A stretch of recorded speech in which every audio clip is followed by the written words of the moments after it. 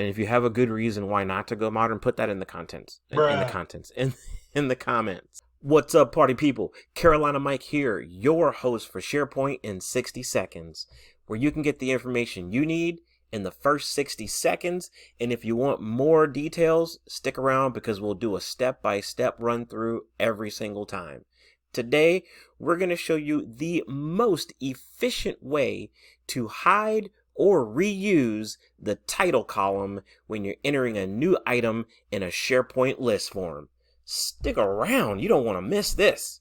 I'm a SharePoint expert, play with data extra, careful with my hands cause I gotta use them for work. Yeah, I'm a big old nerd, I like maple syrup on my pancakes, I don't care what you heard. Alright everyone, big news, we hit 1,600 followers. It's because of you watching and subscribing. Thank you. Here's your chance, like, subscribe, share, all that good stuff. Hit the bell notification. That way you can be made aware as soon as new content is live. Okay, if you're new here, the way we do this is I give you a 60-second talk through rundown, followed by a step-by-step tutorial. Here we go. Timer, please. First thing you're going to do is you're going to go to that gear icon and you're going to go to list settings. From there, you're going to go find the title column. Click on it. Make sure it's not required. Then you're going to go back to your list. You're going to fire off a brand new item. In the upper right, you're going to have a drop-down option for edit form. Click that button. Go in there. Edit the form. Hide the title column by deselecting it. Click save. There you go. You are done. Now, there's multiple ways to get into where you're hiding it and where it shows up, and we're going to show you all of those details. So stick around. Here we go. Like I said, first thing you're going to do is hit that gear icon, and you're going to go to list settings, and you're going to go make sure that that title column is not required. Right now it's required.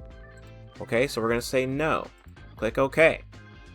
Hit the hyperlink here back to the list. We're going to fire off a new form. Okay, great. New form. Now we can go here. This little icon is for editing your columns. So we can go edit columns and then we can deselect title. If we had not gone in and changed it from required to not required, we wouldn't be able to do this. We would get, it would be grayed out basically. So we're going to click save. We can cancel this. It's odd to me that, you know, one of the fastest ways to do this is by firing off a new item. So we're going to cancel that item and we should be able to go ahead and hit new and be without the title. So there you go. That's the first step. Now, this is how you hide it from the form. It is not there. You're good to go. Now, if you're not going to have users enter any information in the title field, then I don't know if it makes a whole lot of sense to actually show it in any of the views. So if you want to hide the title, now we're kind of going off the rails, but you know, I showed you how to hide it. There are some additional things that I will show you on the back end. Stick with me. I promise if there's any question that you have about how to hide the title column in a list form, this video should cover it end to end, top to bottom. If I missed something, let me know in the comments. Alright, so we're going to go column settings and we can go show hide. So it's just a quick way to get to some of the columns. Not every column is listed here. There's another way you can get to edit the view, but I'm trying to go most efficient, quickest. Okay, so if you're not going to have them enter it, then you might as well not even show it in a view. So there you go. You just got the owner column. So maybe you want to actually use this column. Let's go back and actually, I know I'm going off script, but I need to show some folks, if you happen to be using a classic SharePoint list, it's not that easy to hide the title column.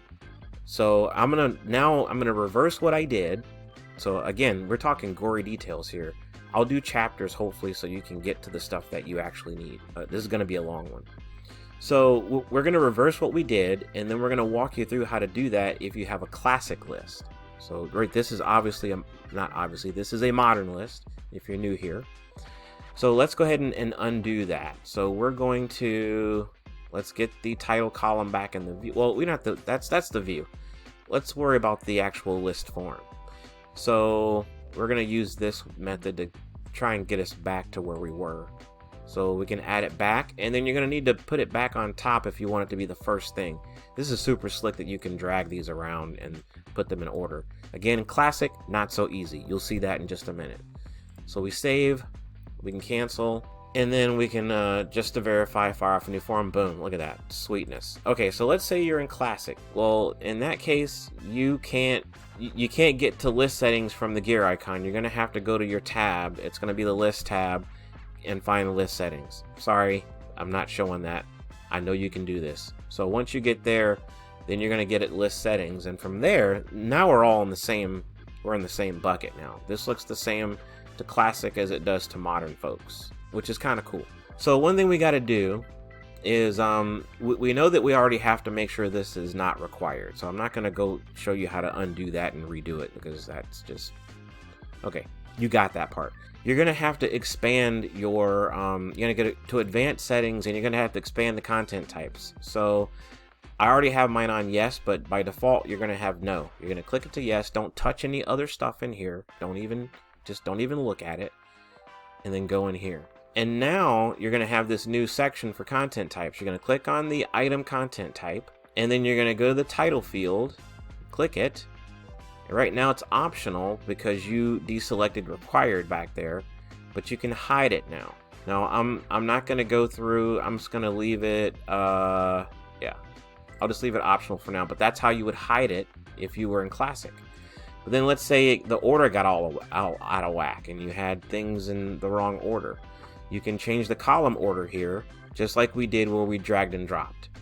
So there you go. That's a special bonus for the classic folks. If you can go modern, just go modern. And if you have a good reason why not to go modern, put that in the comments. In the comments. So that is how we handle it in hiding it in the classic version. Now, when you're done with that, you can go back to settings. Make sure you go ahead and put this back where it came from. I mean, I just like to do that, put it back to no, unless I really need to have that option selected. Okay, so now we've got that handled. There is one thing that I want to show you also, which is how to repurpose that title column. I'm just going to show you right from list settings. So we can click on title, and I want to show you something here. I'm hovering over title. If you look at the bottom, you should see that when you look at the URL for this, you should see it end with the word title, and it's going to continue to do that even if you modify that title. So we can say, you know what, let's name it console title. All right, and we're going to go ahead and click OK.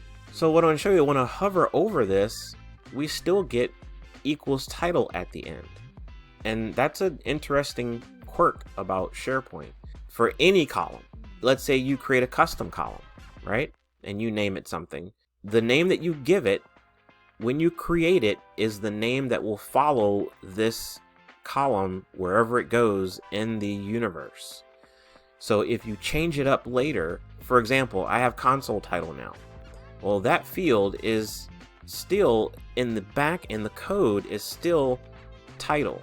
So if I were to launch a Power App or try to work with a Power App, it's been my experience, unless it's been updated, that no matter what you name it here in SharePoint, it's going to be title when you get into Power Apps.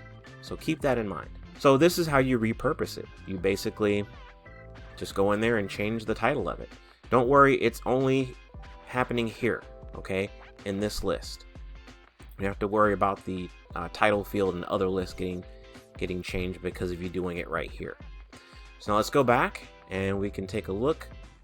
We'll go ahead and type off a new, there we go, console title. Bam.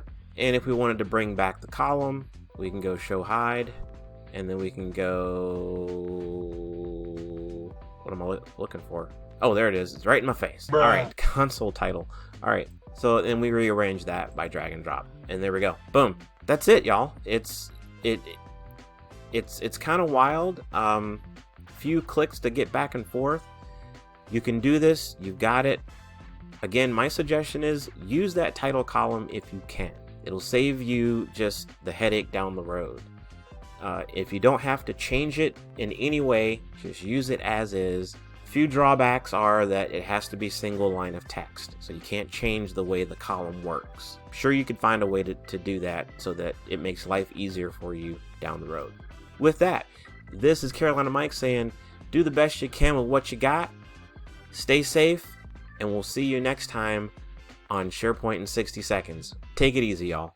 I'm a SharePoint expert, play with data extra. Careful with my hands, cause I gotta use them for work. Yeah, I'm a big old nerd. I like maple syrup on my pancakes. I don't care what you heard.